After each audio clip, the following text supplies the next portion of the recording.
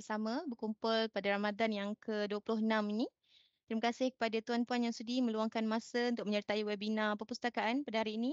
Walaupun orang kata dah masuk minggu akhir untuk bulan puasa ni, bulan Ramadan, dan orang kata dah masuk mood-mood raya dah ni kan. Tapi since kita ada lagi beberapa hari lagi yang ada ni, mari kita sama-sama dengar dulu perkongsian webinar khas pada hari ini. Untuk pengetahuan semua, PJTI dengan kerjasama Unit Latihan dan Kompetensi Pejabat Pendaftar dan juga Pusat Islam menganjurkan webinar perpustakaan siri yang ketiga, iaitu siri khas Ramadan dengan tajuknya Kembali kepada Fitrah Meraih Redanya. Jadi perkongsian maklumat kali ini kita buatkan khas bersempena dengan bulan Ramadan. Seperti juga sedia maklum, ceramah jemputan kita pada hari ini ialah Ustaz Muhammad Ridwan bin Haji Hashim, iaitu Pegawai Hal Ehwal Islam Kanan di Pusat Islam. Izinkan saya berkongsi sedikit mengenai latar belakang Ustaz Ridwan. Beliau memiliki latar belakang akademik dalam bidang fiqh dan fatwa dari Universiti Sains Islam Malaysia serta ijazah sarjana dalam bidang sains dan sosial pengurusan sumber dari UPNM. Beliau memulakan kerjaya dalam perkhidmatan awam di Jabatan Mufti Negeri Selangor sebelum meneruskan khidmat di UPNM dari tahun 2011 lagi, dan sehingga kini beliau masih aktif menyumbang dalam pelbagai program pembangunan sahsiah dan pengukuhan kefahaman Islam dalam kalangan warga universiti. Jadi dengan ini, tanpa melengahkan masa lagi, saya ingin menjemput Ustaz Ridwan untuk menyampaikan perkongsian. Dipersilakan. Bismillahirrahmanirrahim. Assalamualaikum warahmatullahi wabarakatuh.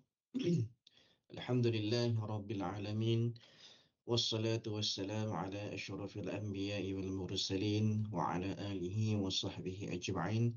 Subhanaka la ilma lana illa ma 'allamtana innaka antal alimul hakim. Wa la hawla wa la quwwata illa billahil aliyyil 'azim. ولا حول ولا قوة إلا بالله العلي العظيم ولا حول ولا قوة إلا بالله العلي العظيم. أما بعد. Terima kasih kepada Cik Mazliana selaku moderator pada pagi ini.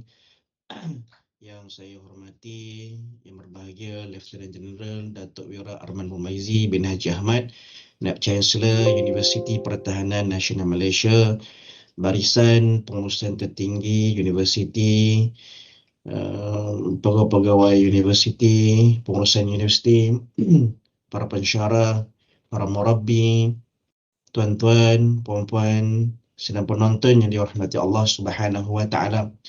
Alhamdulillah, syukur kita panjat kepada Allah Subhanahu wa taala kerana dengan limpah rahmat dan kasih sayang Allah kita dapat lagi bertemu pada hari ini, walaupun minggu ni kalau ikutkan orang kata dah zon kritikal kan, nak hampir-hampir nak menjelang dengan Syawal. Kita ada beberapa hari lagi berbaki dalam bulan Ramadan, dan juga ada kesempatan waktu yang ada ini dapat lagi kita untuk bertemu. Dan tuan-tuan yang dirahmati Allah Subhanahu wa taala, saya sebenarnya bukan nak untuk mengajar tuan-tuan dan sebagainya. Ia adalah sebagai perkongsian ilmu. Untuk apa? Untuk kita tambah baik dalam kehidupan kita lah, terutamanya dalam ibadah kita, dalam akidah kita, dalam kehidupan seharian kita dan sebagainya. Jadi sebelum itu saya ingin mengucapkan terima kasih kepada perpustakaan General Perpustakaan PJTI, Perpustakaan General General Tun Ibrahim. Ibrahim. Ya, betul. Lebih selamat PJTI. Betul. Dan juga terima kasih kepada pejabat pendaftar atas kesudian menjemput saya untuk berkongsi ilmu pada pagi ini. Mudah-mudahan ianya memberi satu manfaat kepada kita semua, termasuk yang bercakap dengan yang di hadapan tuan-tuan ni lah.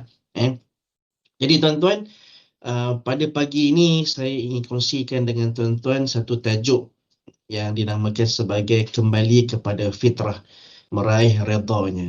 Apa benda kembali kepada fitrah ni? Kan? Apa yang nak disampaikan kembali kepada fitrah meraih redanya? Jadi tuan-tuan, Ramadan ini seperti mana yang kita sedia maklum bahawa Ramadan ini hanya ada sekali dalam setahun.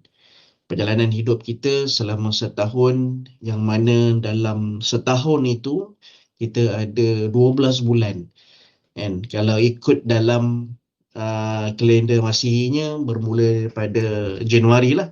Kalau ikut daripada kalender Hijrinya kita bermula daripada Muharram. Kan? Jadi sama je dalam Muharram pun ada kalender Hijri pun bilangannya sama, dalam kalender Masihi pun dia punya bilangan pun sama, ada 12 bulan.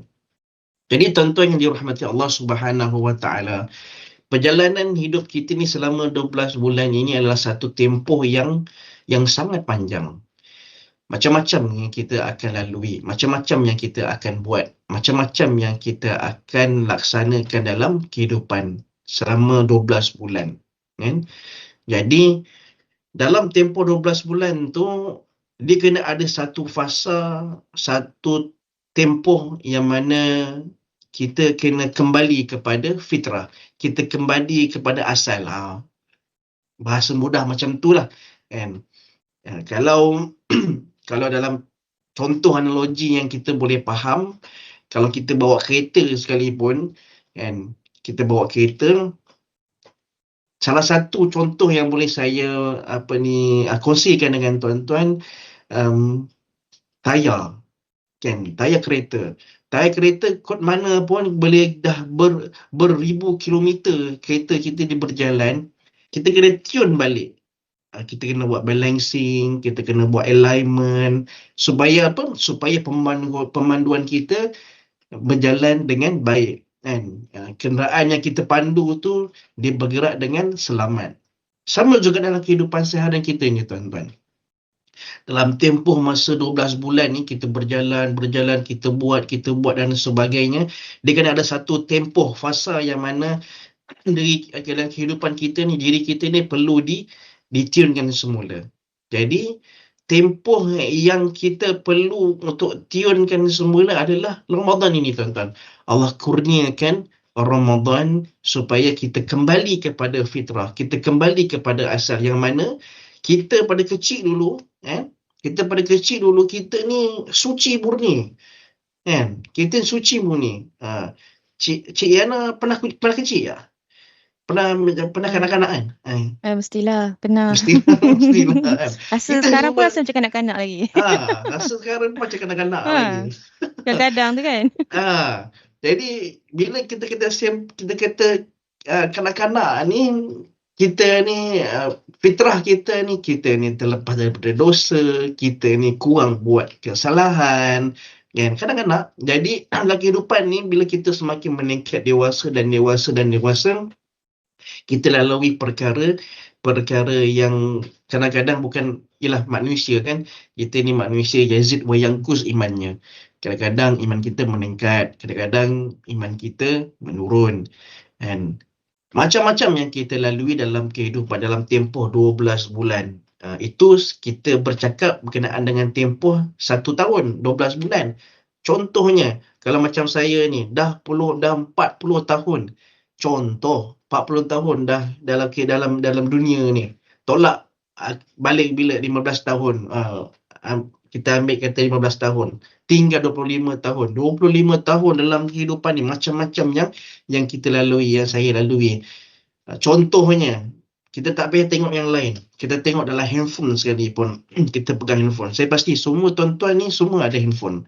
And dia agak pelik kalau saya tanya Cik Ana ada handphone tak? Tak ada lah Ustaz. Oh, lain macam. Kan? Takkan pakai telefon rumah aja, pakai telefon rumah tu kan tiada telefon rumah kan. Majoriti orang ada telefon. Kadang-kadang budak-budak umur belasan tahun pun dah ada telefon. Kadang-kadang anak kita pun itulah main gadget, handphone je. Handphone tak habis-habis. Okey. Jadi apa yang saya nak sampaikan di sini, contohnya handphone. Kita ada handphone. Dalam handphone ni dia terpulanglah kepada kita. Kita nak tengok kebaikan, kita nak tengok keburukan, kita nak buat baik, kita nak buat buruk, itu terpulang kepada kita. Diri sendiri yang akan menentukan, diri sendiri yang nak membawa diri kita nak ke arah yang mana. Kan?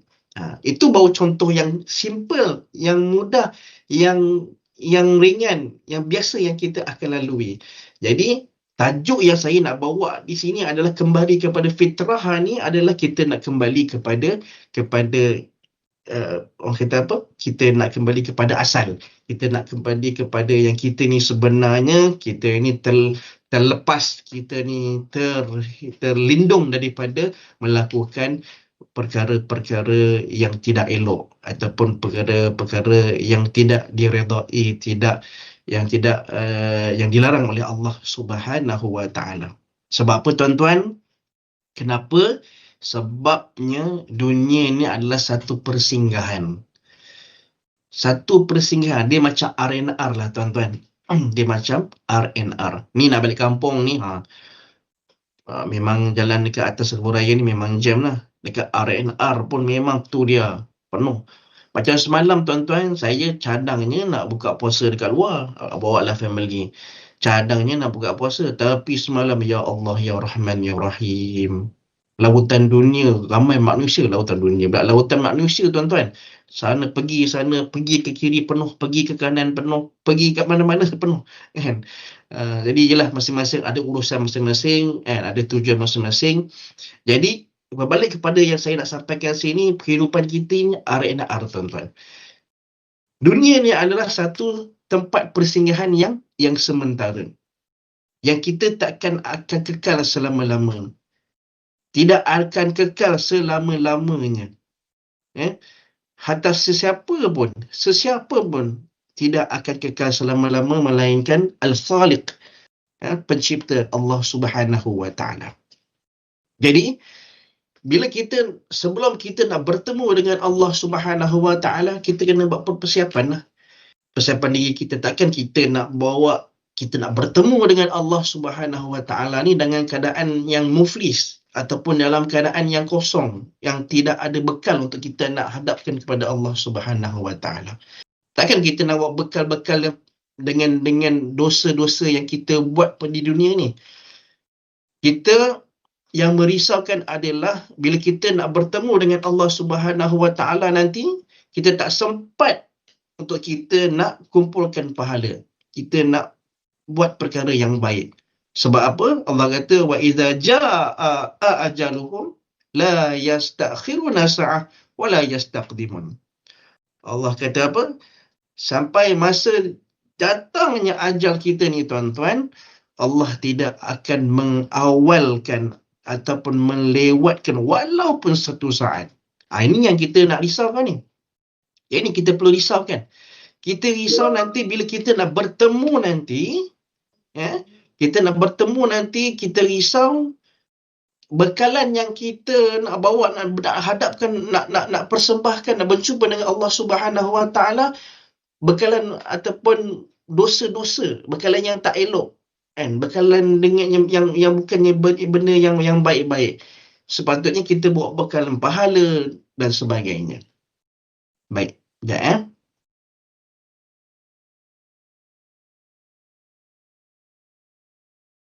Saya je ke yang rasa kadang Ustaz putus-putus? Suara saya putus-putus Dengar tak suara saya? Cik Liana?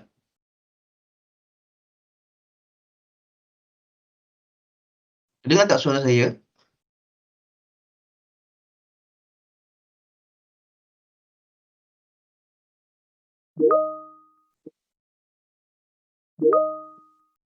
Okey. Okey, terima kasih. Saya risau juga, kan? Okey. Alright. Baik. Okey. Masih dengar Ustaz? Risau saya, ingat saya cakap sorang-sorang. Dengar. Okey. Jadi itu, saya ulang balik. Kenapa kita nak bersiapkan diri kita ni? Kita perlu kembali kepada fitrah. Fitrah ni pada keadaan yang fitrah yang kembali kepada kesucian, yang pada asal, yang mana kita ni terhindar daripada melakukan dosa-dosa, kesilapan dan sebagainya. Sebab kenapa kita perlu buat persiapan tersebut? Sebab kita nak bertemu dengan Allah Subhanahu wa taala, yang mana bila kita bertemu dengan Allah Subhanahu wa taala nanti, kita bawa bekalan kita dengan sebaiknya. Baik, tuan-tuan sedang penonton yang dirahmati Allah Subhanahu wa taala. Sebelum saya pergi ke poin yang untuk saya sampaikan pada pagi ini, yang pertama sekali ialah kita apa-apa pun saya nak mengajak pada tuan-tuan semua, kita bersyukurlah kepada Allah Subhanahu wa taala atas nikmat yang Allah bagi kepada kita dalam kehidupan ini. Macam-macam Allah limparkan, Allah bentangkan nikmat yang kita perolehi dalam kehidupan sehingga ke hari ini. Terutamanya apa tuan-tuan?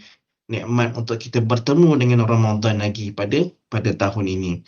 Kalau kita tengok tuan-tuan, saudara mara kita, sahabat handai kita, kawan-kawan kita, kan, yang rapatlah dengan kita ataupun tak rapat sekalipun, kita ada dengar juga mereka-mereka yang mana Ramadan nak datang dalam 2-3 hari lagi. Dalam seminggu lagi Allah telah jemput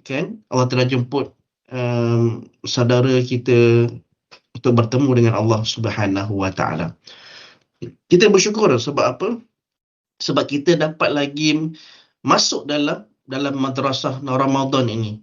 Kan? Tak semua orang yang berpeluang. Ada setengah orang dia tak cakna pun. Dia tak rasa apa-apa bila bertemu dengan Ramadan. Dia kata Ramadan okey. Macam tu je. Dia tak rasa yang Ramadan ini adalah satu bulan yang sangat istimewa, yang cukup istimewa untuk kita kejar, untuk kita merebut segala ganjaran yang Allah berikan dalam bulan Ramadan. Kita tengok dalam bulan Ramadan yang mana Allah kata a'udzubillahi minasyaitonirrajim. Allah kata ya ayyuhalladzina amanu kutiba alaikumusiyam kama kutiba alal ladzina min qablikum la'allakum tattaqun. Sadaqallahul azim. Allah kata wahai orang-orang yang beriman, diwajibkan ke atas kamu berpuasa sebagaimana diwajibkan ke atas orang sebelum kamu, agar kamu bertakwa kepada Allah Subhanahu wa taala. Ini tuan-tuan, seperti mana yang seperti mana yang saya maklumkan kepada tuan-tuan tadi, tajuk yang asal yang saya nak bawa kepada tuan-tuan adalah kembali kepada fitrah. Bila kita kata kembali kepada fitrah, itu adalah jiwa kita ni suci. Kita ni bebas daripada melakukan kesalahan, dosa, kesilapan. Kita ni kembali kepada asal, yang mana asal ni kita ni bebas daripada segala dosa yang ada dalam diri kita. Jadi rumusan kenapa kita bebas semua tu adalah untuk kita nak bertakwa kepada Allah Subhanahu wa taala. Untuk kita nak bertakwa kepada Allah Subhanahu wa taala. Sebab apa? Sebab seperti mana yang saya katakan tadi, kenapa kita nak meraih redanya, kenapa kita perlukan takwa kepada Allah Subhanahu wa taala, supaya kita nak bertemu dengan Allah Subhanahu wa taala dalam keadaan fitrah, dalam keadaan suci, dalam keadaan kita bebas daripada melakukan segala dosa, kesilapan dan sebagainya, dalam tempoh kita melayari kehidupan selama 12 bulan, 1 tahun. Sebab itu Allah datangkan Ramadan setiap tahun. Supaya macam saya katakan tadi, dia nak check and balance balik, nak tune balik. Kalaulah contohnya 5 tahun sekali Ramadan, ataupun 2 tahun sekali Ramadan, ataupun 3 tahun sekali Ramadan, peluang kita nak menjadi yang lebih baik, untuk kita meraih redanya, untuk kita mendapat ketakwaan kepada Allah Subhanahu wa taala agak kurang. Memang peluang tu adalah tipis. Tetapi Allah wujudkan, Allah datangkan Ramadan ini setiap tahun untuk kita merebut, untuk kita kembali kepada fitrah, untuk kita menjadi insan yang baik, yang holistik, yang bertakwa dan juga sebagainya. Baik. Tuan-tuan sidang penonton yang dirahmati Allah Subhanahu wa taala. Seperti mana yang saya katakan tadi, apa-apa pun yang kita laksanakan dalam kehidupan seharian kita ini adalah yang pertama sekali perlu kita meletakkan syukur kepada Allah Subhanahu Wa Taala atas segala nikmat yang diberikan kepada kita, terutamanya nikmat kita bertemu dengan Ramadan. Kata Imam Al-Ghazali, ada 3 rukun kita perlu syukur kepada Allah Subhanahu Wa Taala. Dia ada 3 rukun syukur ni. Yang pertama, syukur dari sudut mana? Syukur dari sudut hati. Maksud dari sudut hati ni, kita mengakui, kita menyedari sepenuh hati bahawa seluruh nikmat yang Allah bagi kepada kita ni, tak kisahlah nikmat kita berjalan, nikmat kita bercakap, nikmat kita dapat berbuka puasa, nikmat kita boleh bertarawih, nikmat kita boleh bertadarus Al-Quran bersama-sama dengan keluarga. Kita kena menyedari dan kita meyakini bahawa kita kena menyedari dan juga meyakini sepenuh hati bahawa seluruh nikmat yang Allah bagi ini, sama ada kecil ataupun besar, nikmat ni datang daripada Allah Subhanahu Wa Taala. Itu rukun yang syukur yang pertama yang perlu kena pasak dalam diri kita. Yang kedua, tuan-tuan, apa dia? Yang kedua, kata Imam Al-Ghazali, bila kita dapat sesuatu perkara, nikmat yang Allah bagi kepada kita dalam kehidupan seharian, tanda kita nak bersyukur kepada Allah Subhanahu Wa Taala, perlulah kita melafazkan kalimah Alhamdulillah. Syukur Alhamdulillah. Dapat apa dia? Contoh, semalam, macam saya katakan tadi, pergi, di hujung-hujung ni waktu siang, pergi untuk kita katalah pergilah untuk berbuka puasa di luar bersama dengan keluarga. Itu salah satu nikmat yang Allah bagi kepada kita. Tak semua orang dapat nikmat yang Allah bagi, yang tuan-tuan, yang kita semua dapat rasai.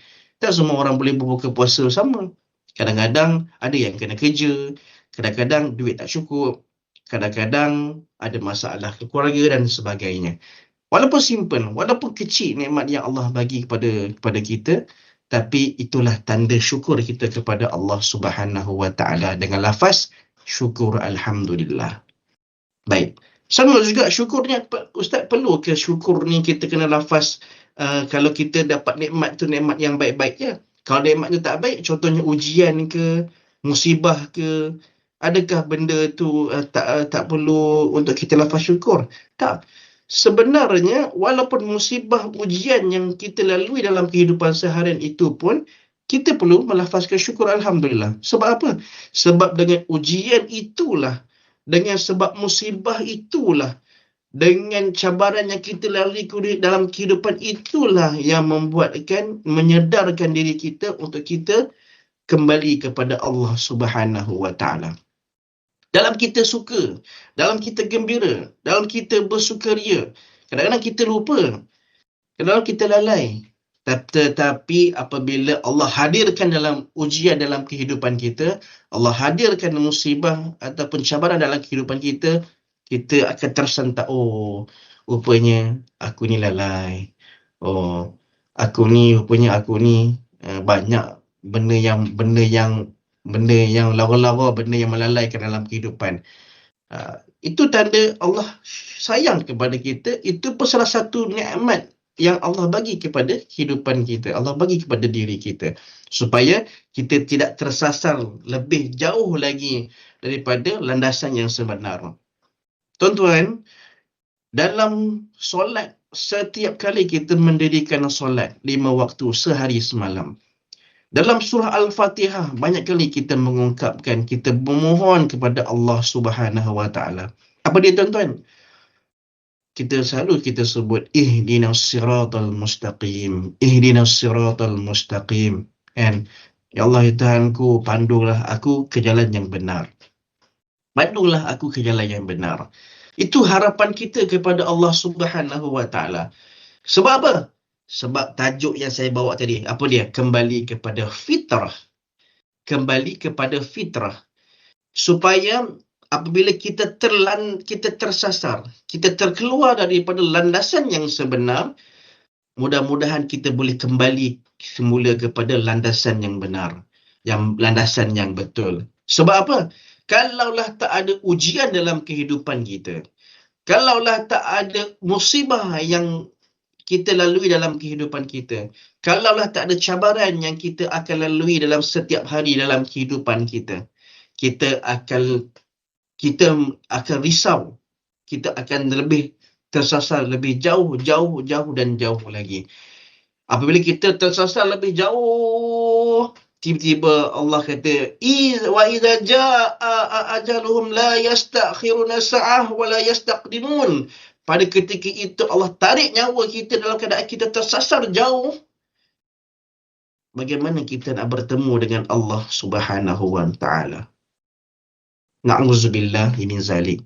Itu sebabnya kita kena kembali ke landasan yang sebenar. Kita nak menjadikan perkara kita, ataupun kita nak jadikan diri kita ni satu diri ataupun kembali kepada fitrah, kepada yang asal, yang kita ni terbebas daripada melakukan kesilapan, kesalahan, dosa dan sebagainya.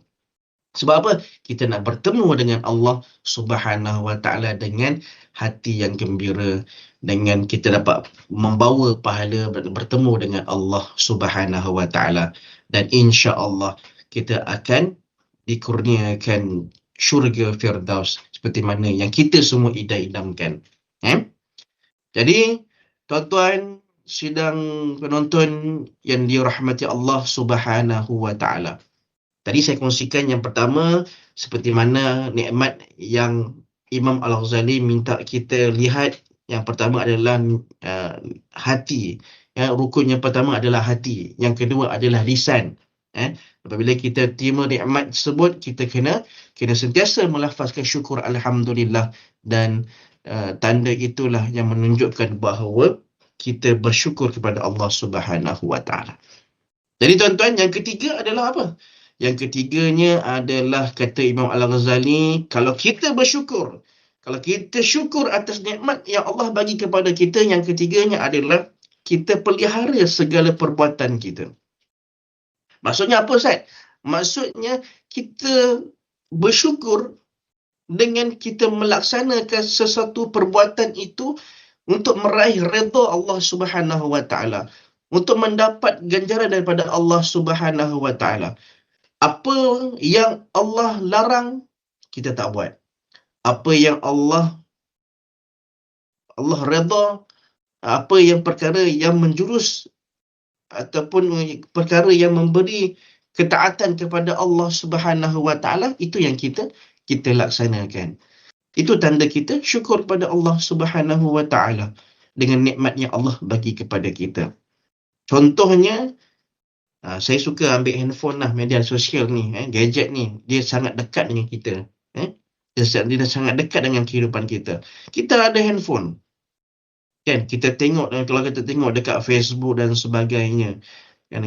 Kalau kita ni syukur pada Allah Subhanahu Wa Taala adalah kita gunakan gadget, peranti yang kita ada ni untuk meraih redha Allah Subhanahu Wa Taala. Semacam tuan-tuan pada pagi ni, kita gunakan tim, kan? Kita gunakan tim ni untuk sama-sama kita berkongsi ilmu pada pagi ini. Kita tak buat benda yang melalaikan. Kita tak buat benda perkara yang Allah larang. Kita buat benda kebaikan. Untuk apa? Untuk kita nak meraih redha Allah Subhanahu Wa Taala, dan dengan perbuatan yang kita lakukan pada pagi ini, akan mendapat ataupun kita kembali kepada fitrah. Kita menjadi insan yang bagus, insan yang holistik, insan yang beriman kepada Allah Subhanahu Wa Taala. Sama juga Allah kurniakan telinga. Allah kurniakan kita tangan dan juga kaki. Ada telinga, kita mendengar perkara-perkara yang baik-baik saja. Dalam bulan Ramadan, bila kalau kawan-kawan kita ajak untuk berkata ke, cakap bukan-bukan dengan ataupun mengumpat kita halang, kita jauh, kata inni shaim, sesungguhnya aku berpuasa. Kan? Ada kawan-kawan kita yang ajak untuk kita pergi ke tempat-tempat yang tak elok dalam bulan Ramadan. Sebagai contoh, kita kata inni shaim, sesungguhnya aku berpuasa. Kan? Dengan perbuatan itu, dengan pendengaran kita, dengan apa segala perbuatan yang kita laksanakan itu, tak lain tak bukan untuk kita nak mendapat ketakwaan kepada Allah Subhanahu Wa Taala, bukannya kita membuat satu perkara yang Allah larang, bukan satu perkara yang menjerumus kepada maksiat. Jadi itulah tanda-tandanya seperti mana Imam Al-Ghazali kata. Yang pertama adalah tanda yang kita rukun syukur ni ada 3 yang seperti yang saya kata tadi, saya suka ulang. Yang pertama, hati kita kena jaga. Yang kedua, lisan yang kita kena lafazkan syukur alhamdulillah. Dan yang ketiga, perbuatan yang kita laksanakan perlulah untuk mendapat keredaan, ketakwaan kepada Allah Subhanahu Wa Taala. Baik, tuan-tuan sedang penonton yang dirahmati Allah Subhanahu Wa Taala. Jadi dalam bulan Ramadan ini kita nak meraih ataupun kita nak kembali kepada fitrah.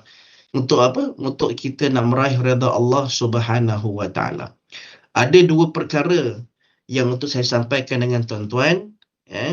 Ramadan ini yang mana Allah kurniakan kepada kita semua, ada tujuan yang untuk kita capai. Ada matlamat yang kita perlu lihat, sama ada secara secara langsung ataupun tidak langsung.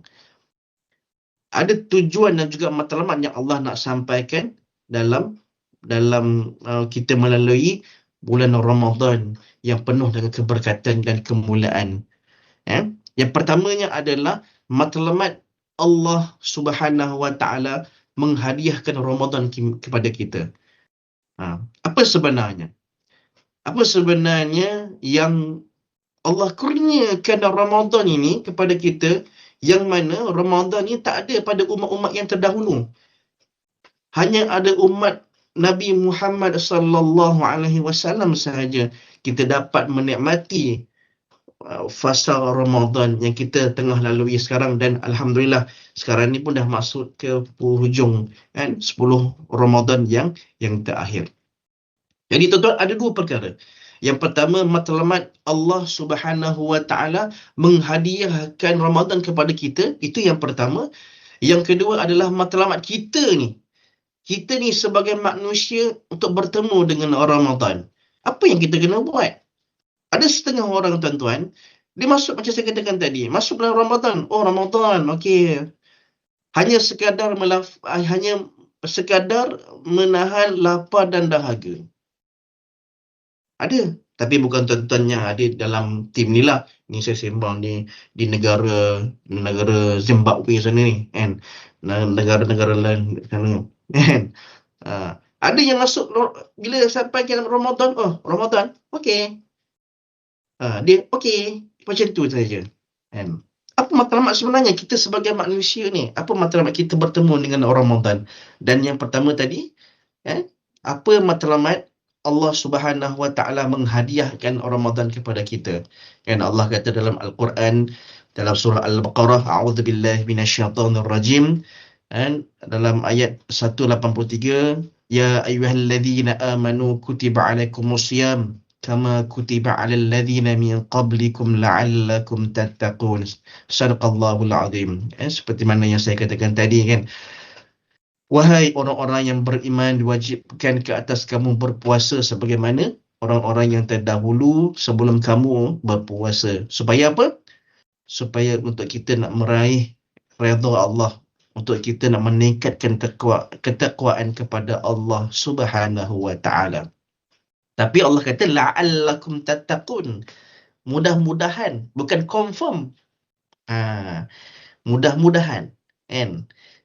Jadi berbalik kepada poin yang pertama tadi, yang saya nak kongsikan dengan tuan-tuan, 2 perkara adalah yang pertama, kenapa Allah menghadiahkan ataupun matlamat Allah menghadiahkan Ramadan kepada kita, dan juga yang keduanya adalah matlamat kita sebagai manusia ni untuk bertemu dengan Ramadan. Apa matlamat kita sebagai seorang manusia, seorang khalifah di muka bumi Allah Subhanahu wa taala. Jadi tuan-tuan sedang penonton yang dirahmati Allah Subhanahu wa taala. Baik. Matlamat Allah Subhanahu wa taala menghadiahkan Ramadan kepada kita. Sebenarnya yang pertamanya adalah kenapa Allah hadiahkan Ramadan kepada kita? Sebabnya Allah nak meletakkan keadilan kepada umat Muhammad, umat Nabi Muhammad sallallahu alaihi wasallam. Seperti mana yang saya katakan tadi, Ramadan tidak ada dalam umat-umat yang terlain, umat-umat yang lain. Kalau kita tengok kenapa Allah kurniakan Ramadan kepada baginda Rasulullah sallallahu alaihi wasallam serta umat-umatnya.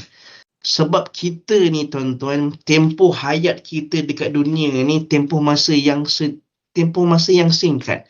Yang pendek je tuan-tuan. Kalau kita tengok tempoh umat-umat Nabi lain, contohnya Nabi Adam alaihissalam, kan? Nabi Adam sahaja hidup sampai 1001 tahun tuan-tuan. Tempoh masa yang lama. Kita tengok Nabi Nuh alaihissalam, umurnya sampai 950 tahun. Allahu Akbar. Tempoh masa yang lama. Tapi umat Nabi Muhammad sallallahu alaihi wasallam, kan, Nabi kata umur umat aku ni di antara baina sittin wa sab'in, di antara 60 ke 70. Bukan confirm kata okey umur sampai tempoh 60 ke 70 ni confirm akan bertemu dengan Allah. Tak, ada juga yang awal Allah jemput dah, ada yang sampai umur 100 tahun. Tuan-tuan pun sedia maklum siapa, kan? Kadang-kadang atuk kita sampai atuk kita, nenek kita sampai umur 90 lebih, ada 80 lebih. Tapi kebiasaannya Nabi kata umur umat aku ni di antara 60 ke 70, baina sab'in wa sittin wa sab'in, di antara 60 ke 70. Jadi Allah nak meletakkan keadilan kepada kita sebagai umat Nabi Muhammad sallallahu alaihi wasallam. Untuk apa? Untuk kita nak meraih redha Allah, untuk kita nak mengumpul pahala sebanyak yang mungkin sebelum kita nak bertemu dengan Allah Subhanahu wa taala, berbanding umat-umat yang sebelumnya, yang tempoh masa yang lama, ada tempoh masa yang lama boleh kata apa, beribadah dan sebagainya. Sebagai contoh, kalau kita tengok dalam bulan Ramadan ni tuan-tuan, Allah kurniakan apa? Allah kurniakan solat sunat tarawih. Kan? Dalam bulan Ramadan ni Allah kurniakan solat sunat tarawih, yang mana tarawih ni tak ada dalam bulan-bulan yang lain. Tuan-tuan cuba tengok dalam bulan Safar, bulan Safar pula. Bulan Muharram contoh. Bulan Safar pun tak kisahlah, kan? Selain bulan Ramadan, ada tak tarawih? Kan? Contohnya kita pergi ke masjid, mana-mana masjid dah. Kita pergi masjid UPNM lah, kan? Kita pergi dalam bulan Zulkaidah. Sambil-sambil kita tengok imam tengah solat tarawih. Usolli sunnat tarawih. Lain macam imam ni. Bulan Muharram pun boleh buat solat tarawih. Itu lain macam tu. Itu kena report ke Pihak Islam tu. Jadi solat tarawih ni tuan-tuan tak ada pada bulan yang lain. Tidak ada pada bulan yang lain selainkan dalam bulan Ramadan. Kan? Nabi kata, man qama Ramadan imanan wa ihtisaban ghufira lahu ma taqaddam min dhanbi. Jadi apa Nabi kata? Barang siapa yang mendirikan Ramadan, maqama Ramadan imanan, iman penuh dengan keimanan, dan juga wahtisaban, dengan mengharapkan redha Allah Subhanahu wa taala, ghufira lahu ma taqaddam min dhanbi, akan diampuni dosa yang telah lalu. Ni Allah nak kurniakan ni, Allah nak bagi, nak hadiahkan kita ni kepada umat Nabi Muhammad sallallahu alaihi wasallam dengan apa? Dengan kita melaksanakan solat sunat tarawih. Ni kita kata tadi, yang kita kata nak kembali kepada fitrah ni. Kita nak meraih redha Allah Subhanahu wa taala dalam bulan Ramadan ni tuan-tuan. Kita nak kembali kepada fitrah. Kita nak kumpul pahala ni. Allah kurniakan, Allah bagi peluang untuk kita kejar, untuk kita rebut pahala melalui kita melaksanakan solat sunat tarawih. Solat sunat tarawih. Yang peliknya tuan-tuan, yang peliknya kita ni, bukan kita lah, orang luar sana lah, kan? Duk bergaduh. Nak buat 8 rakaat ke, nak buat 20 rakaat ke, kan? Duk bergaduh, kan? Ada yang kata 20 rakaat, ada yang kata 8 rakaat dan sebagainya. Masalahnya sekarang ni, buat ke tak buat? Buat ke tak buat? Itu persoalan dia. Bukan kita nak mempertikaikan, kita nak apa ni orang kata apa, nak khilaf ataupun nak berselisih pendapat tentang bilangan rakaat dalam bulan apa ni, solat tarawih dalam Ramadan. Itu bukan timbul isunya. Isunya adalah ni buat tak buat. Kan? Ramadan ni, tarawih ni ada bulan Ramadan je. Tak ada bulan yang lain. Sekarang ni isu dia buat ke tak buat? Itu je. Kan? Jadi dalam solat tarawih ni, kita laksanakan solat tarawih ni, melalui solat tarawih ni Allah bagi apa ni, peluang untuk kumpul, untuk kita kumpulkan pahala, untuk kita dapat ganjaran apabila siapa yang mendirikan solat sunat tarawih wahtisaban imanan wahtisaban ghufira lahu ma taqaddam min dhanbi. Aku akan ampunkan segala dosa ni yang telah lalu. Ni, tuan-tuan, 12 bulan tuan-tuan, 1 tahun ada 365 hari. Confirm ke kita ni berada dalam landasan yang sebenar? Kita ni tak ada ke kita ni, kadang-kadang kita ni mengumpat tentang orang, kadang-kadang kita ada hasad dengki dengan orang, kadang-kadang kita buat benda yang tak elok dengan orang lain. Jadi, peluang yang Allah bagi ganjar ke dalam bulan Ramadan ini melalui solat tarawih ini, kalau kita ini pun kita tak buat, nampaknya kita sombong dengan Allah Subhanahu Wa Taala. Macam mana kita nak kembali kepada fitrah? Macam mana kita nak meraih redha Allah Subhanahu Wa Taala? Sebab umur kita tak panjang, tuan-tuan.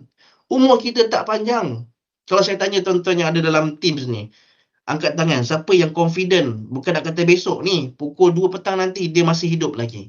Saya jamin Ustaz, saya confirm saya akan hidup lagi. Siapa seorang pun tak boleh termasuk yang bercakap ni. Kan? Kalau tiba-tiba Allah uji kita, Allah ambil nyawa kita, Allahu Akbar. Kita pergi, kita bertemu dengan Allah dalam keadaan yang kita belum membuat persiapan yang sebaiknya. Cik Diana dah buka kamera tu, nak habis ke apa? Tak ada. Okay. Tak ada. Ada lagi, banyak lagi masa. Teruskan. Dia biasalah kalau ceramah ni, kalau moderator dia buka kamera ke, ataupun dia ada bagi Q tu. Q kan? Tak, bukan. Ni bukan Q. Okey. Jadi tuan-tuan yang dirahmati Allah Subhanahu Wa Taala, itu yang Allah kurniakan solat sunat tarawih. Apa lagi? Sayangnya Allah ni tuan-tuan, Allah nak juga kita ni, kalau Allah ni kalau tak berlaku zalim kepada kita, kalau Allah ni berlaku zalim kepada kita, Allah ni tak akan bagi ganjaran, peluang-peluang untuk kita meraih, untuk mendapat redha Allah, khususnya dalam bulan Ramadan. Apa lagi yang Allah bagi kepada kita? Allah kurniakan sahur, tuan-tuan. Kan? Nabi kata, tasaharu fa inna fi suhuri barakah.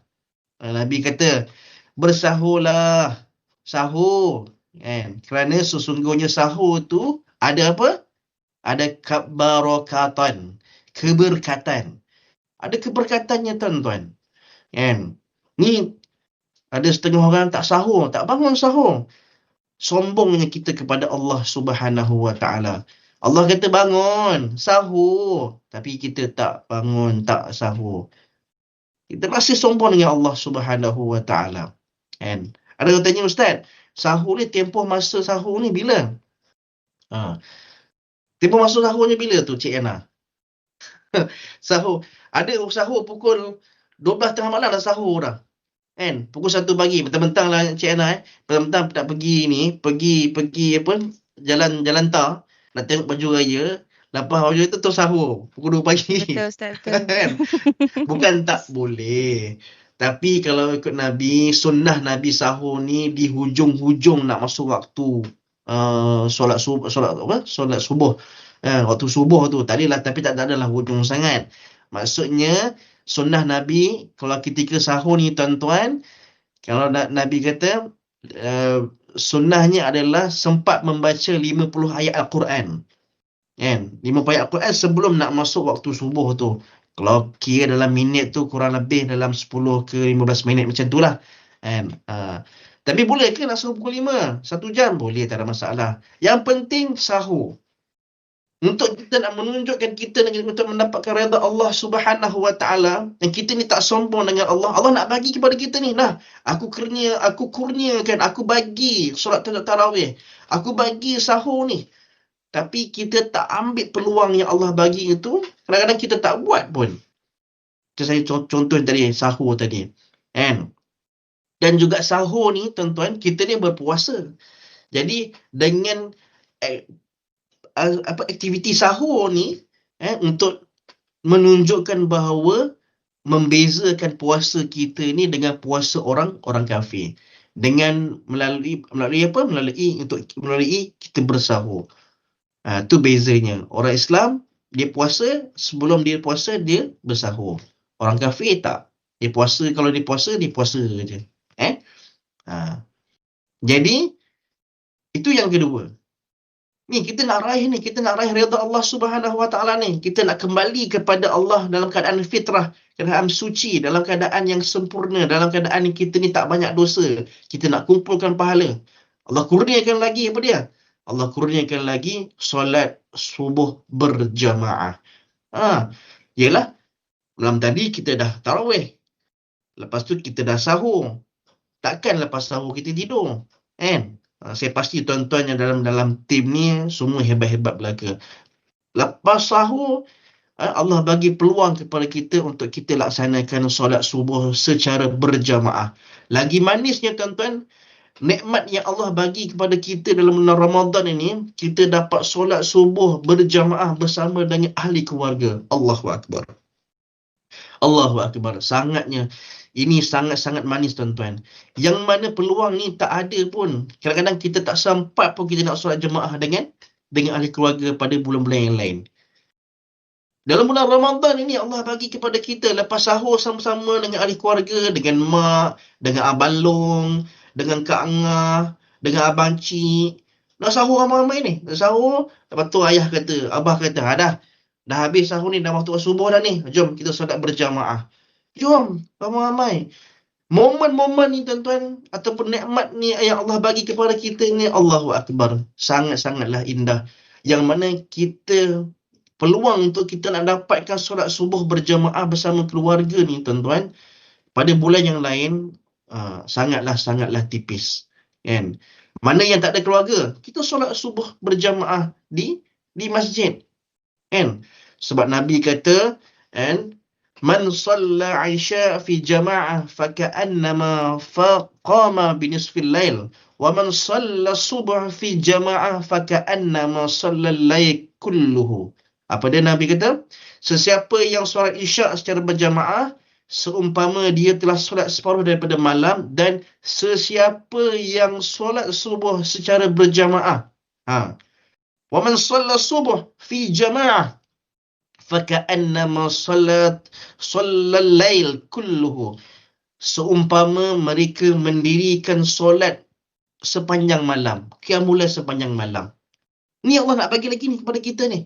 Yang tadi sahur, Allah kata ada keberkatan. Yang tarawihnya Allah kata apa tadi? Yang Allah kata tarawih yang itu adanya diampunkan segala dosa-dosanya yang lalu. Ni subuh pula. Siapa yang solat berjamaah siapa yang solat subuh secara berjamaah, seumpama dia solat qiyamul sepanjang malam. Ni Allah nak bagi kepada kita ni.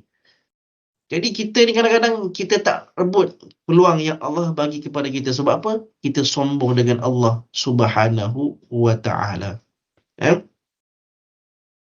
Tuan-tuan, bila kita sembang berkenaan dengan solat subuh ni, tuan-tuan perasan tak?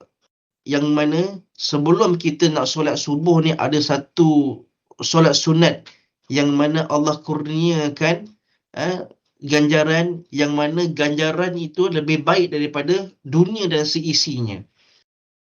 Apa dia tuan-tuan? Solat sunat subuh sebelum solat sunat sebelum subuh. Sebelum kita nak solat subuh tu, kita solat sunat sebelum subuh. Yang mana Nabi kata raka'atul fajr khairan min ad-dunya wa ma fiha. Nabi kata raka'atul fajr khairan min ad-dunya wa ma fiha. Siapa yang solat 2 rakaat fajar sebelum subuh adalah lebih baik daripada dunia dan seisinya. Ni Allah nak bagi lagi ni.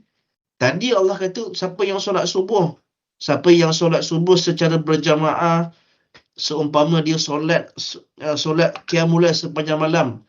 Itu solat subuh. Ni solat sunat lagi Allah bagi. Siapa yang solat sunat subuh ataupun solat sebelum subuh tu, kelebihannya, ganjarannya, amalan itu lebih baik.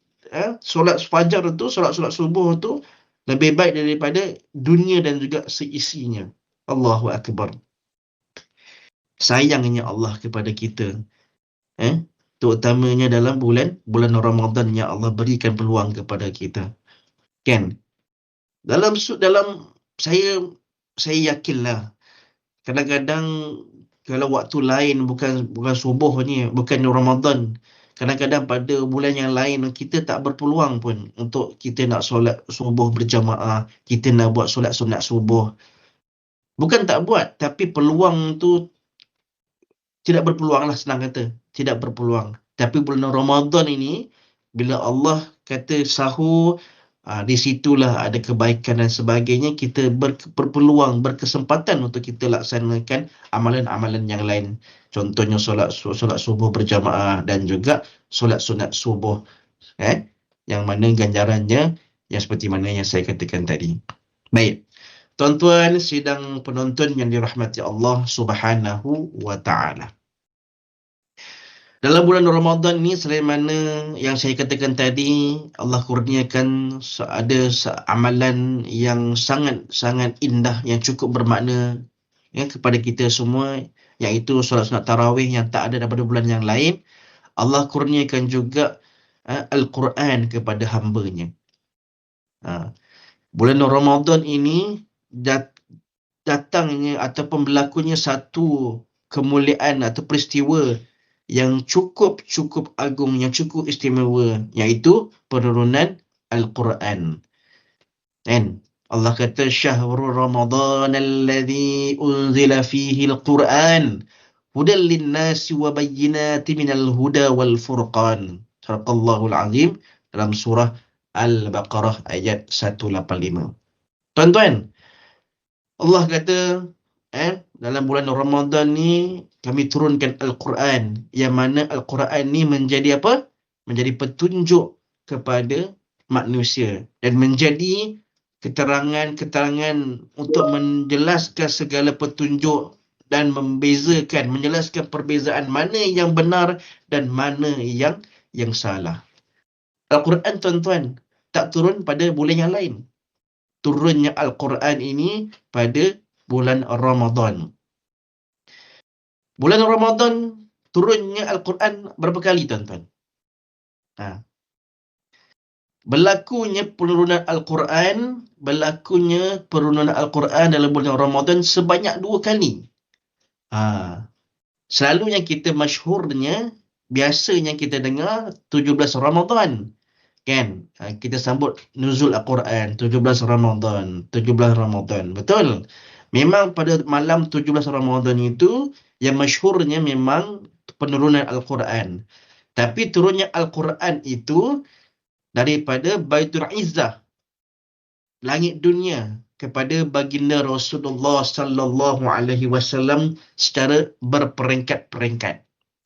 Yang kita selalu dengar kan, yang Nabi dapat menerima wahyu pertama daripada malaikat Jibril alaihi salam, kan, dengan Al-Quran yang pertama, Iqra bismi rabbikal ladzi khalaq, kan. Itu yang kita biasa dengar. Tapi sebenarnya tuan-tuan, berlaku satu lagi penurunan Al-Quran pada malam Lailatul Qadar. Malam Lailatul Qadar. Maknanya turunnya Al-Quran, tadi 17 Ramadan, kan? 17 Ramadan turunnya Al-Quran daripada Baitul Izzah ke kepada Nabi Muhammad sallallahu alaihi wasallam secara peringkat-peringkat. Tetapi pada malam Lailatul Qadar turunnya Al-Quran daripada Lauh Mahfuz kepada Lauh Mahfuz ke Baitul Izzah secara total 30 juzuk Al-Quran secara serentak dia turun ke Baitul Izzah. Berlakunya bila? Berlakunya pada malam Lailatul Qadar. Jadi tuan-tuan, Ramadan ni sangat istimewa. Sangat istimewa. Sebab apa? Berlakunya penurunan Al-Quran dalam bulan Ramadan. Tuan-tuan yang dirahmati Allah Subhanahu wa taala. Al-Quran ni ataupun Ramadan ini sangat istimewa seperti mana yang saya katakan tadi, sebab bulan Ramadan ni turunnya Al-Quran. Kan? Sebab apa? Sebab Al-Quran ni sangat istimewa. Sangat istimewa. Ni masalah kita ni, masalahnya kita dah tahu dah. Al-Quran ni sangat istimewa, tapi kadang-kadang kita tak cakna pun tentang Al-Quran. Kadang-kadang kita, yalah, Al-Quran hanya macam kitab buku biasa sahaja. Kita tak menganggap Al-Quran ni yang sangat mulia.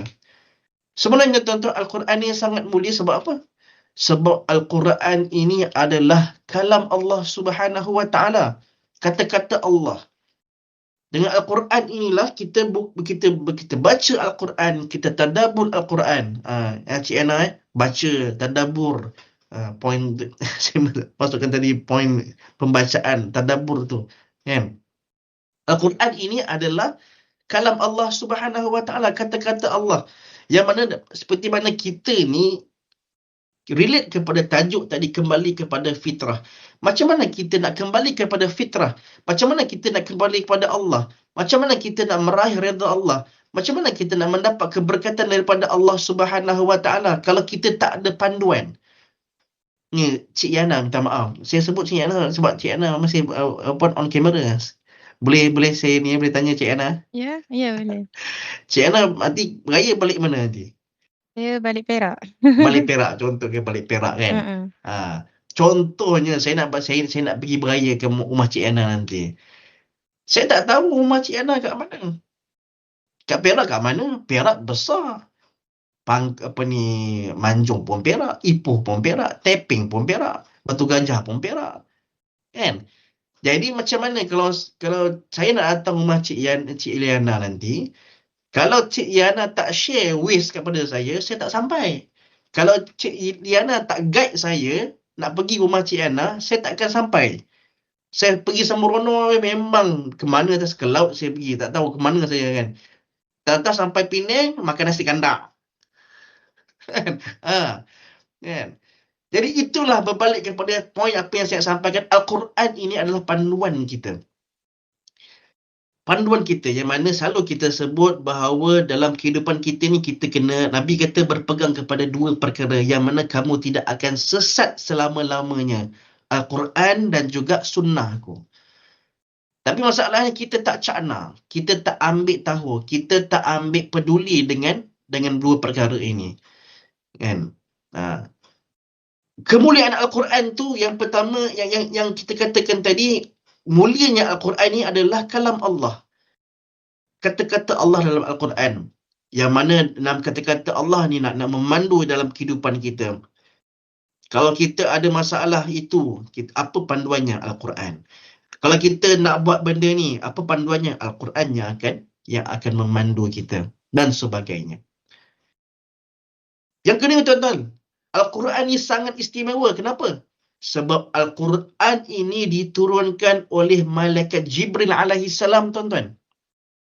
Malaikat Jibril alaihi salam yang merupakan malaikat yang paling mulia berbanding dengan malaikat-malaikat yang lain. Sebab apa?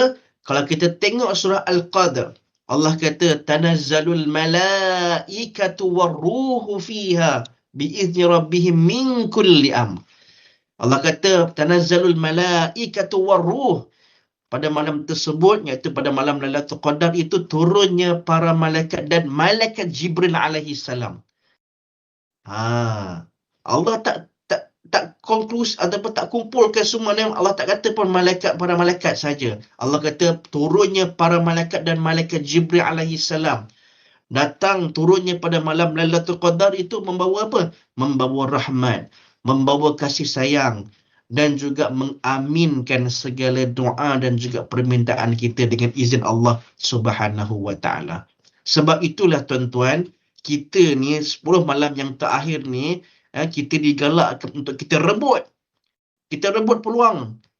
Bukan kita sibuk nak pergi ke mana Cik Yana? Bukan tak boleh, boleh. Ustaz ni dah, saya nampak Ustaz malam. Memanglah, saya pun pergi juga, tapi pergi waktu siang. Malam kita beribadah kepada Allah Subhanahu wa taala. Mudah-mudahan kita menjadi tetamu Lailatul Qadar, bukan tetamu Lailatul Qamdar. InsyaAllah. Itu yang kedua.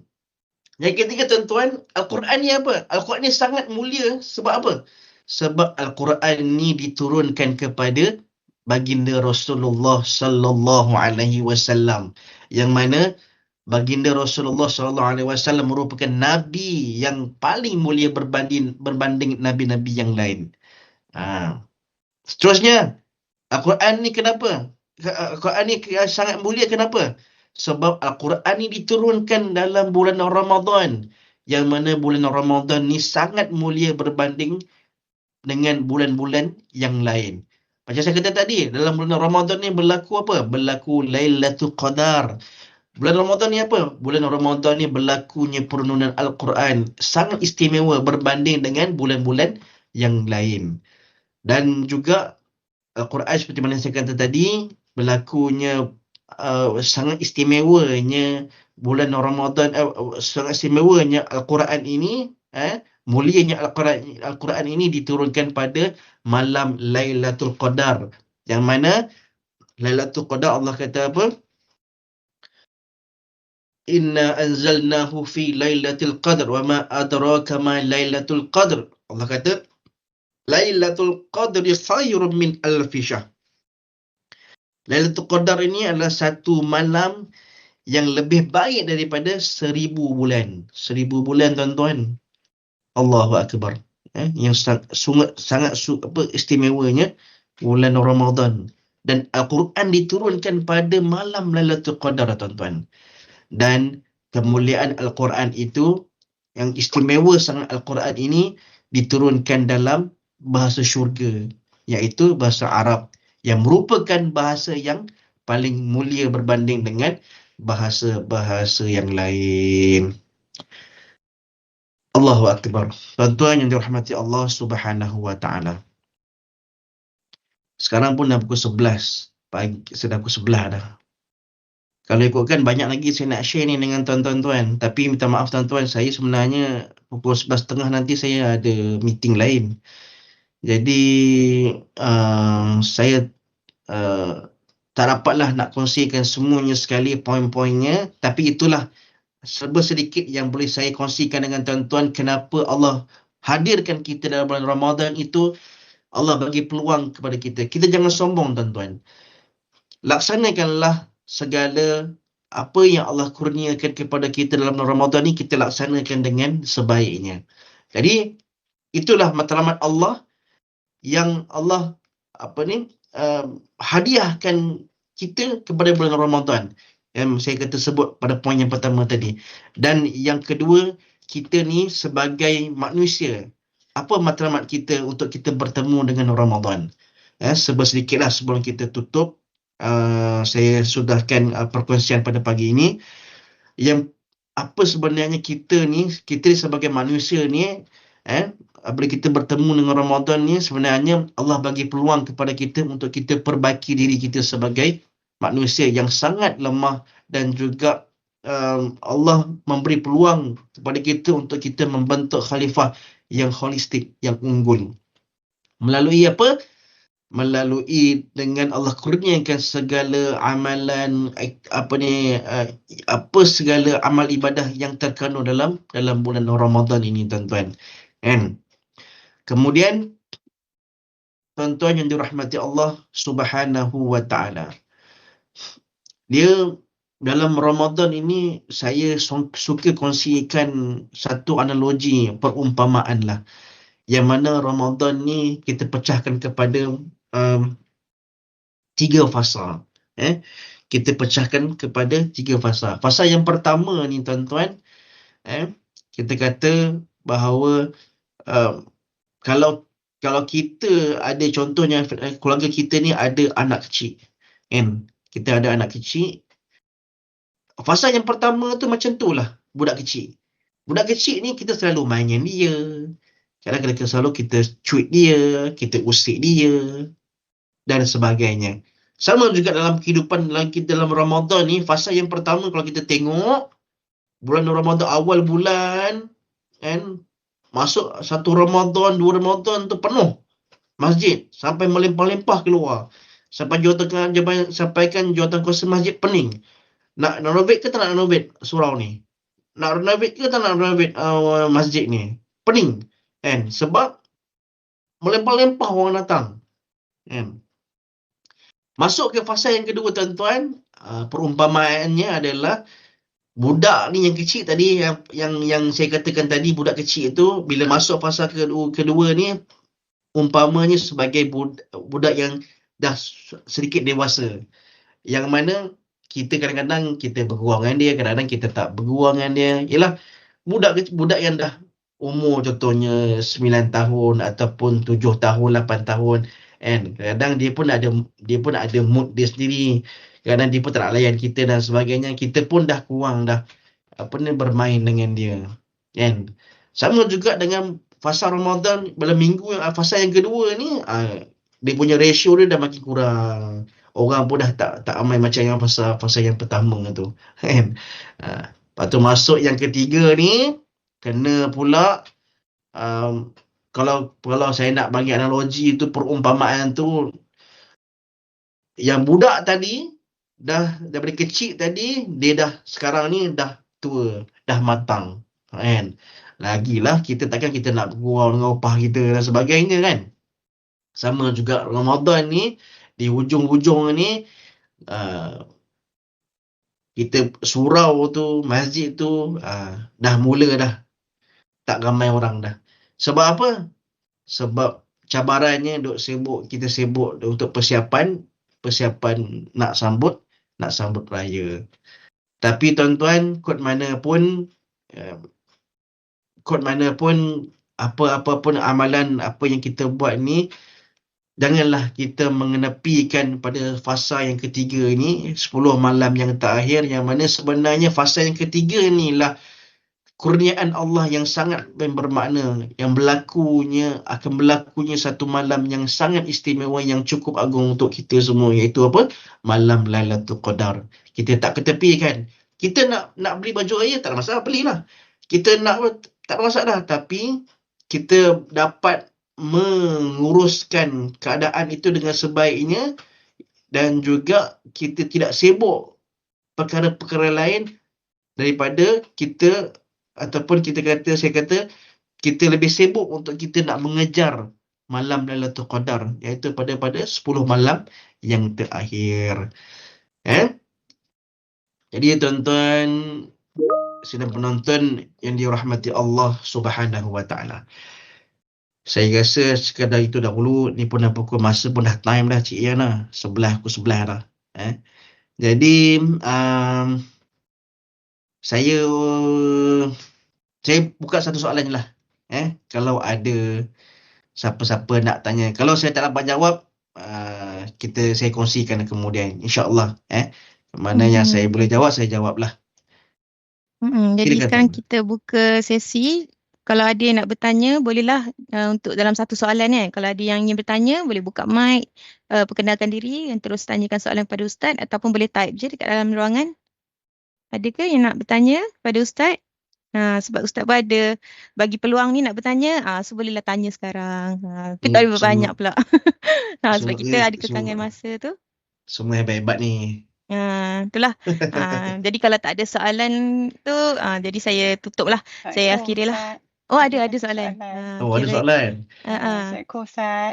Waalaikumsalam warahmatullahi Sihat? wabarakatuh. Siapa tu? Cik Wah. Kak Pah kat sini Ustaz. Iya Kak Apa, ya Kak Apa. Sila Kak Apa. Nak bertanya satu soalan Ya, ya. Bagaimanakah pada pendapat Ustaz, Ya, ya. bagaimana untuk menarik minat golongan muda terutamanya untuk mengumpul pahala dalam bulan Ramadan ini dengan mengunjungi masjid, majlis-majlis ilmu Sebab kalau kita lihat normalise sekarang, masjid-masjid, majlis-majlis ilmu selalunya akan penuh dengan golongan yang tak berapa nak muda. Jadi pada pendapat Ustaz, apakah kita sebagai muslimin muslimat, apakah usaha kita untuk menarik minat golongan muda supaya mereka lebih menjiwai yang dinamakan sesuatu yang istimewa ada pada bulan Ramadan. Sekian, terima kasih. Itu je soalannya Ustaz. Okey. Terima kasih Kak Apa atas soalan yang sangat baik. Okey, saya cuba kongsikanlah apa ni, seperti mana yang kita bincang tadi. Yang pertamanya saya nampak, yang pertamanya apa-apa pun, setiap perkara yang kita laksanakan dalam kehidupan kita ni, tak kisahlah walaupun tak Ramadan sekalipun, kod mana pun kita nak laksanakan, kita kena ada ilmu. Ilmu tu penting sebab ilmu itu memandu kita ke arah yang lebih baik. Kata penjaga pepatah Arab mengatakan bahawa kalau kita nakkan dunia, kita kena ada ilmu. Kita nakkan akhirat, kita kena ada ilmu. Dan kalau kita nak kedua-duanya pun, kita kena ada ilmu. Baik. Jadi, yang pertama, bagaimana kita nak kita nak tarik anak-anak muda ni supaya mereka anak-anak muda ni, yang pertama adalah kita nak tarik anak-anak muda ni untuk datang ke masjid bulan Ramadan untuk mengimarahkan Ramadan itu. Yang pertamanya, seperti mana yang saya kata tadi, mereka kena faham bahawa apa matlamat sebenarnya Allah hadiahkan Ramadan kepada kita. Seperti mana yang saya katakan tadi. Dia kena tahulah. Maknanya kalau kita, contohnya kita lah sekalipun sebagai contoh, kita nakkan sesuatu. Kalau kita nak berikan sesuatu perkhidmatan, kita akan tanya, apa yang aku dapat? Jadi, dengan ilmu itu, apabila mereka tahu bahawa kalau mereka laksanakan tarawih sebagai contoh, apa Allah kurniakan? Kalau kita laksanakan sahur tadi, apa yang kita akan dapat? Kalau kita solat berjamaah, apa yang kita dapat? Semua ini perlukan ilmu. Mereka perlu tahu. Dan bila tahu, bukan sekadar tahu, tetapi kita tahu dan kita melaksanakan apa yang kita tahu. Sebab apa? Sebab apa kata Buya Hamka, orang yang tahu itu belum tentu dia sedar. Tetapi orang yang sedar itu confirm dia tahu. Contohnya, kalau orang itu dia tahu tapi dia tak sedar, dia tahu arak itu haram. Dia tahu judi itu haram. Dia tahu zina itu haram. Dia tahu. Tapi dia tak sedar. Dia buat juga. Dia tahu bulan Ramadan tak boleh makan. Dia makan juga pasir hitam. Dia tahu bulan Ramadan ni tak boleh mengumpat orang, tak boleh cakap hal orang. Dia tahu benda tu tak boleh, tak baik. Tapi dia buat juga. Tapi kata Buya Hamka, kalau orang itu confirm dia tahu, kalau dia betul-betul dia sedar, confirm dia tahu. Buya Hamka kata, kalau orang itu sedar, confirm dia tahu. Maksudnya, dia sedar benda tu, saya kata tadi, arak itu haram, judi itu haram, zina itu haram, makan bulan puasa waktu siang tu haram, tak boleh. Mengumpat dalam bulan puasa ataupun bulan yang lain sekalipun lah. Kan? Tak boleh, diharamkan. Dia sedar. Dan dia tak buat benda-benda yang Allah haram, Allah larang. Jadi macam mana? Kesemua ini memerlukan ilmu pengetahuan. Dia kena belajar lah. Dan itu yang pertama. Yang kedua adalah, macam Kak Pah kata tadi, ini semua method of dakwah lah. Cara untuk kita nak berdakwah. Mungkin penganjur, masjid, surau, mengimarahkan Ramadan dengan pelbagai aktiviti. Untuk menarik minat anak-anak muda, golongan-golongan muda untuk hadir ke masjid lebih ramai dan sebagainya. Banyak kita tengok influencer sekarang, and sebelum bukan bulan Ramadan sekalipun, Alif Sata pernah dia laksanakan satu kempen jom solat subuh macam Jumaat, nampak. Jadi anak muda ramai turun. Itu method of dakwah. Sebelum ni Ustaz Azhar Idrus, kan, dia buat ceramah dia. Sama je ceramah macam biasa, tapi gaya penyampaian dakwah dia berbeza. Sampaikan dia boleh menarik minat anak-anak muda untuk hadir dengar. Sampai penuh. Saya tengok dekat, dulu pernah pergi ke Masjid Negeri Shah Alam. Ada ceramah Ustaz Azhar Idrus. Allahu Akbar. Penuh. Bukan nak kata memang solat Jumaat lah. Sama berebut dengar ceramah Ustaz Azhar Idrus. Lagi-lagi bila nak sambut tahun baru, kan? Tahun baru masuk New Year je malam tu. Sekarang ni kita dah dulu dengan aktiviti yang lara-lara, kan, maksiat. Tapi sekarang ni dah beberapa tahun yang lalu ni, kebelakangan ni, kan, nak sambut tahun baru je, macam-macam aktiviti, ada ceramah, ada aktiviti nasyid dan sebagainya. Tahun lepas 31 Disember 2025, tak salah saya, dekat PICC dengan kerjasama IKIM ada anjurkan satu konsert nasyid, kan. Semua penasyid-penasyid turun. Mana yang tak sempat tengok, dia orang boleh tengok live. Jadi itu method of dakwah, untuk kita nak galakkan lebih banyak lagi anak-anak muda untuk hadir ke masjid. Sebagai contoh, kalau bulan Ramadan ni, kita panggil lah ustaz-ustaz selebriti, kan. Ni semua ni kerja-kerja jawatankuasa masjid lah yang kena lihat perkara ni. Kita panggil, kalau imam kampung, Cik Yana baca pun Bismillah, kan. Kita panggil yang boleh menarik minat anak-anak muda supaya hadir ke masjid. Mungkin iftar nanti untuk buka puasa nasi Arab, kan Cik Yana? Nasi Arab tiap-tiap hari, Allahu Akbar. Contoh, kan. Jadi itulah pandangan saya. Yang pertamanya adalah ilmu. Apa-apa yang kita kena buat, kita kena ada ilmu.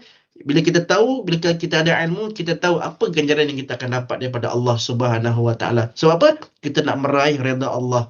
Kita nak kembali kepada fitrah. Kita nak menjadi insan yang baik, yang suci daripada melakukan kesilapan. Sebab apa? Kita nak bertemu dengan Allah nanti. Nakkah kita bertemu dengan keadaan kita sebagai pendosa yang banyak maksiat, kan? Malu kita pada kita nak temu dengan Allah. Kita nak temu dengan yang di Pertuan Agong, kan? Kita nak temu VVIP, persiapan kita sangatlah hebat. Ini kita nak temu dengan Khaliq, pencipta alam ni, dunia ni. Takkan kita nak biasa-biasa, kan? Mestilah kita nak mempersiapkan diri dengan sebaiknya. Itu yang pertama. Yang keduanya adalah method of dakwah lah, Kak Pah. Mudah-mudahan ia dapat menarik minat anak-anak muda untuk hadir untuk mengimarahkan Ramadan. Wallahu a'lam. Baik, terima kasih Ustaz atas jawapan yang cukup. Saya rasa Kak Pah pun dah puas hati dah dengan jawapan tu. Banyak cara sebenarnya. Jadi terima kasih sekali lagi saya ucapkan kepada Ustaz Ridwan di atas kesudian menyampaikan ceramah bersama kita pada pagi ini. Minta maaf kita tak dapat nak buka banyak lagi soalan kerana kekangan masa. Jadi mungkin next session kita boleh ni lagi kan dengan Ustaz ke macam mana? InsyaAllah. Kita boleh arrange lagi next session. Jadi semoga apa yang Ustaz sampaikan hari ini dapat beri kita semangat lagi untuk kejar lagi pahala untuk beribadah di beberapa malam terakhir ni kan. Walaupun ada yang dah cakap malam Lailatul Qadar 23 itulah apa kan. Jangan hiraukan. Kita terus fokus yang mana yang ke depan ni, yang mana masih berbaki ni kita terus fokuskan banyakkan lagi amalan sunat, baca Quran kan.